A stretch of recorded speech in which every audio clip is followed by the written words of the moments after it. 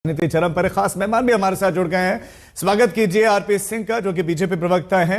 स्वागत कीजिए हरिशंकर गुप्ता जी का, जो कि कांग्रेस के प्रवक्ता हैं। प्रियंका कक्कड़ भी हमारे साथ है। प्रियंका जी, स्वागत है आपका। और राजनीतिक विश्लेषक आशुतोष भी हमारे साथ हैं। शुरुआत आपसे आरपी जी, आज अरविंद केजरीवाल ने बधाई दी है, तो उनकी बधाई का स्वीकारेंगे? वो कह रहे हैं कि रमेश बिधूड़ी को आप लोगों ने मुख्यमंत्री बना दिया है, मुख्यमंत्री का फेस।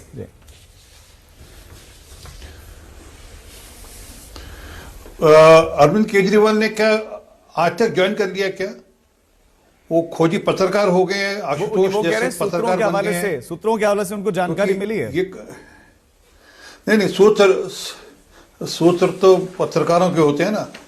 ये तो सूत्र ये भी कह रहे थे कि गुजरात के अंदर हम चुनाव जीत रहे हैं, सरकार हमारी बन रही। याद है ना, आईबी की रिपोर्ट बता रहे थे, ऐसे कुछ एक कागज थे, आईबी की रिपोर्ट है।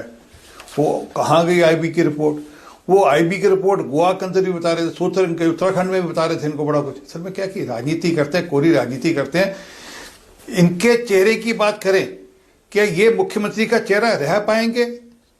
ये मुख्यमंत्री का चेहरा कैसे बन गए हैं, जबकि कोर्ट का ऑर्डर है कि ये ना मुख्यमंत्री के नाते से काम कर सकते हैं, ना फाइल साइन कर सकते हैं, ना कोई ये मीटिंग बुला सकते थे। तभी तो इन्होंने आतिशी को कार्यवाहक मुख्यमंत्री बनाया था।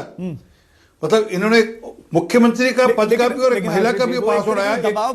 पूछ रहे हैं आपसे कि कौन है फिर आपका सीएम, किस पता नहीं है ना। अरे किसके अगेंस्ट चेहरा चाहिए? केजरीवाल के अगेंस्ट चेहरा चाहिए, जिसको देखकर लोगों को एक के साथ एक बोतल शराब की याद आती हो, जिसको देखकर मोहल्ले के अंदर शराब के ठेके याद आते हो, गुरुद्वारे मंदिरों स्कूलों के बाहर शराब के ठेके याद आते हो। ऐसे चेहरे के खिलाफ क्यों चेहरा चाहिए? ऐसे चेहरे के खिलाफ चेहरा चाहिए जो कि अपने घर में कमोड लगाता हो, 12-12 लाख के कमोड लगाता हो। अब पता नहीं, उस कहते हैं लोग कि ऐसा गोल्ड प्लेटेड थे, मुझे पता नहीं, परंतु अगर थे तो मतलब कैसे चेहरे की जरूरत है? आप कैसे चेहरे की बात करें? किस चेहरे के खिलाफ बात कर रहे हैं? जिस चेहरे को देखकर लोग, दिल्ली के लोगों को 2026 करोड़ रुपए का घोटाला याद आता हो कि किस प्रकार से शराब का घोटाला किया 2026 करोड़ रुपए का। किस चेहरे की बात कर रहे हैं? जिसने कहा था मैं यमुना जी साफ करूंगा और यमुना जी आज और प्रदूषित कर दी। किस चेहरे की बात कर रहे हैं? जिस चेहरे को देखकर लोगों को हवा सांस लेने में दिक्कत हो रही हो।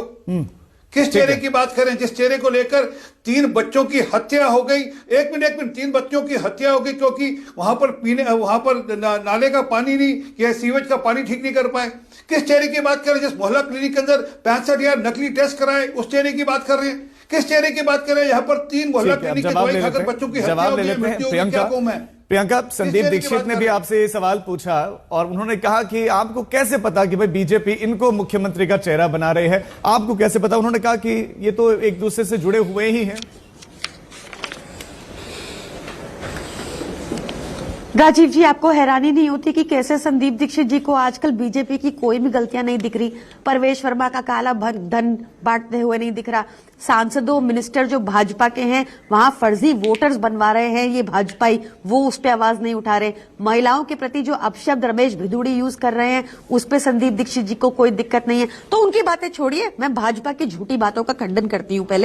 सबसे पहले उन्होंने कहा कि घोटाला किया। आपको पता है कि ये सारे आरोप कोर्ट गए थे और अरविंद केजरीवाल जी के मामले में सुप्रीम कोर्ट ने फटकार लगाई थी भाजपा की एजेंसीज को। कहा कि ईडी निष्पक्षता से काम नहीं कर रही, कहा कि सीबीआई तोते की तरह काम करती है। और पीएमएलए कोर्ट ने तो ये तक कहा कि अरविंद केजरीवाल जी के खिलाफ एक चबन्नी का सबूत नहीं है। ये सब ऑफिशियल डॉक्यूमेंट है। ये सवाल पूछ रहे हैं कि अरविंद केजरीवाल पर तो पाबंदियां हैं ना? नहीं, वो ये पॉइंट भी है ना कि पाबंदियां हैं ना, दस्तखत नहीं कर पाएंगे, नहीं जा पाएंगे। तो अगर फेस बना रहे हो आप, जीत गए तो कैसे करेंगे? मैं बता देती हूँ। अरे ये आपको दुष्प्रचार, झूठे भाजपाई है, जब मुंह खोलते हैं झूठ बोलते हैं।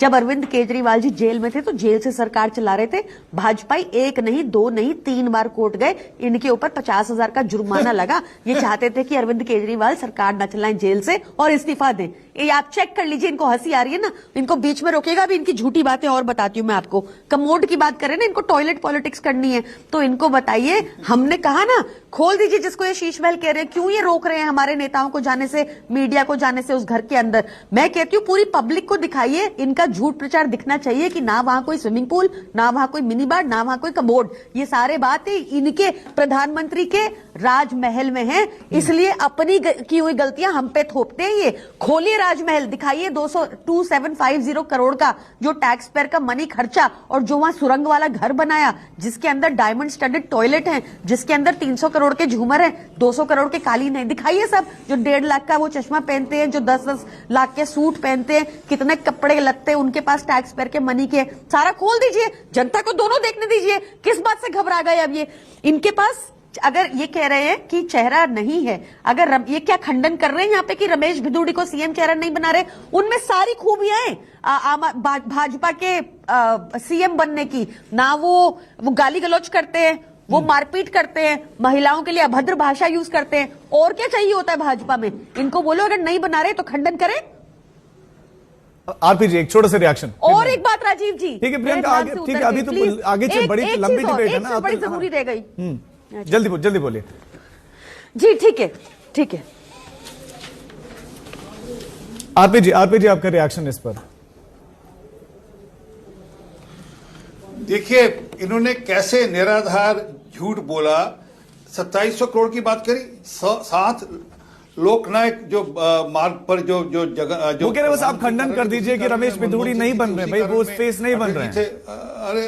अरे एक मिनट सुनिए ना, सुनिए ना, एक मिनट सुनिए जी। इनकी आप उनको सब छूट दी ना प्रधानमंत्री के खिलाफ बकवास करने की, मुझे छोटी तो छूट देंगे ना जी प्लीज। तो जिस प्रकार के वो चश्मे की और सब बकवास आप कर रहे थे, टाइम से हमने पकड़ा, आप बोला खोल दो तो आपको डर लग रहा है। नहीं प्रियंका जी उनको बोलने दीजिए प्लीज। चलिए ये इंडियन एक्सप्रेस की खबर है, मेरी खबर नहीं है, इंडियन एक्सप्रेस की खबर है, कैग की रिपोर्ट।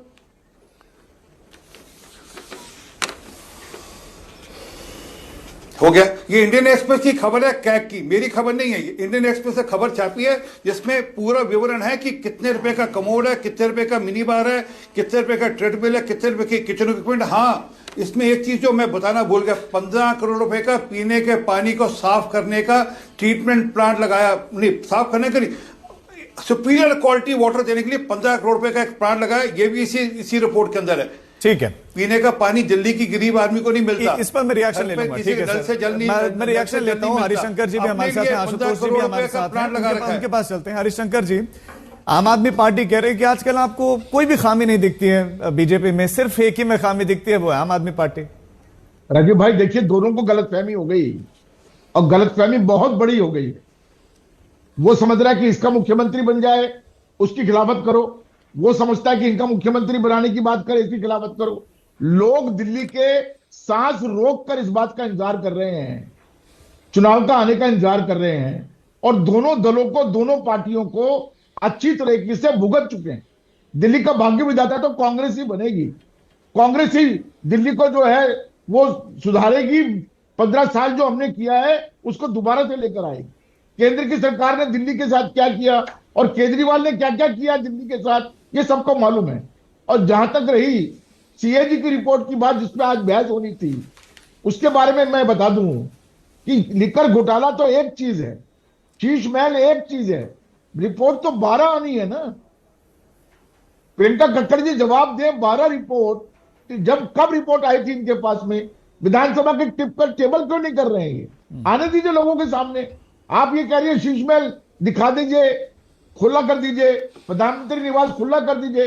भाई सबसे बड़ा मुद्दा तो सीएजी रिपोर्ट का आज है, 12 रिपोर्ट है, आप उसको टेबल करिए, लोगों के सामने आने दीजिए। ठीक है, लोगों के सामने आने दीजिए क्या क्या रिपोर्ट के अंदर है। और मैं बार बार कह रहा हूं इस बात के लिए, आने वाले चुनाव के अंदर देखिएगा, दिल्ली के लोगों ने मन बना लिया है, त्रस्त हो गए दिल्ली के लोग। कांग्रेस पार्टी सरकार बनाएगी और शासन चलाएगी, दिल्ली को वही साफ हवा, अच्छी सड़कें, साफ पानी, सब चीज देगी। झुग्गी झोपड़ी की बात कर रहे हैं, अमित शाह ने बड़े बड़े लंबे हाथ कर जवाब दिया है काकड़ोरा स्टेडियम में झुग्गी झोपड़ी के लिए। एक मकान बनाया झुग्गी झोपड़ी का, एक लोगों को फ्लैट दिया झुग्गी झोपड़ी के लिए। इनके कार्यकर्ता रात को जाकर सो गए, लंबी अपने घर से कंबल ले जाकर झुग्गी झोपड़ियों में। एक फ्लैट दिया, अभी प्रधानमंत्री ने उद्घाटन किया है, 1676 फ्लैट दिए हैं, उद्घाटन करके फ्लैट ही बांटे। बनाए किसने? वो कांग्रेस पार्टी ने बनाए। अजय माकन जी ठीक है, मैं मंत्री दोनों, थे। ठीक है, दोनों से मेरी बीजेपी कांग्रेस से रिएक्शन लूंगा, लेकिन उससे पहले आशुतोष जी के पास चलते हैं। आशुतोष जी, झुग्गी झोपड़ियों पर खासा फोकस है पॉलिटिकल पार्टीज का, उसके पीछे की वजह, क्यों इतना फोकस किया जा रहा है? क्या झुग्गी झोपड़ियों से, वहां बस्तियों में रहने वाले लोगों से ही दिल्ली की सत्ता मिलेगी इस बार? आशुतोष जी प्लीज अपने आप अनम्यूट कर लीजिए एक बार। हाँ, राजीव, ये जो दिल्ली में जो झुग्गी झोपड़ियों पे इतना ज्यादा फोकस किया जा रहा है, उसका एक बड़ा कारण ये है क्योंकि झुग्गी झोपड़ी में जो रहने वाले जो वोटर हैं, वो ट्रेडिशनली कांग्रेस पार्टी के लंबे समय तक उनके वोटर रहे। 3 बार जो कांग्रेस पार्टी की सरकार आई, 15 साल तक जो शीला दीक्षित रहे, उनका एक बड़ा कारण था कि झुग्गी झोपड़ी में गरीबों में उनकी पैठ थी और उनको कांग्रेस पार्टी की सरकार पे भरोसा था।